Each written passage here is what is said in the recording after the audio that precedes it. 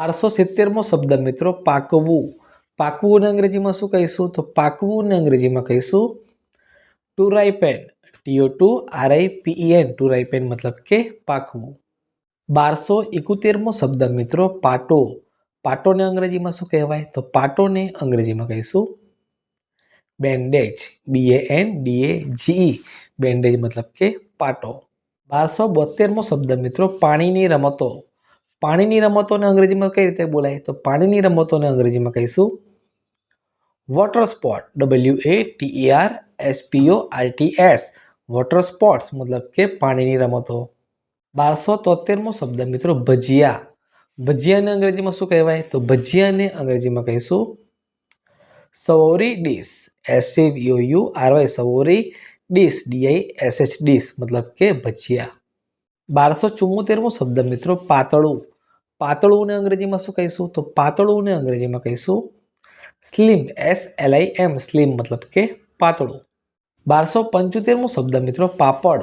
પાપડને અંગ્રેજીમાં શું કહેવાય? તો પાપડને અંગ્રેજીમાં કહીશું પપાડમ. PAPADUM પપાડમ મતલબ કે પાપડ. 1276મો શબ્દ મિત્રો પાલક.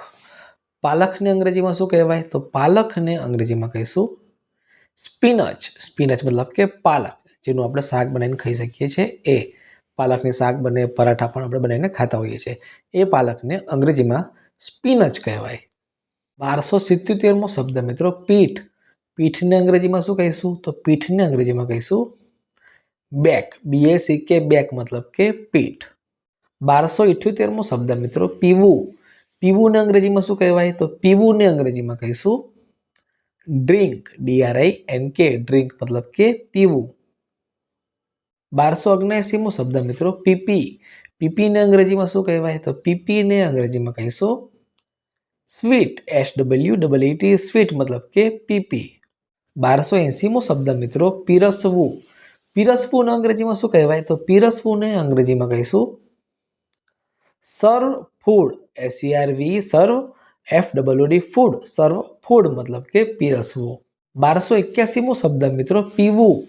પીવુંને અંગ્રેજીમાં શું કહેવાય? તો પીવુંને અંગ્રેજીમાં કહીશું two drink. TO2DRINK two drink મતલબ કે પીવું. 1282મો શબ્દ મિત્રો પુખ્ત વયનું.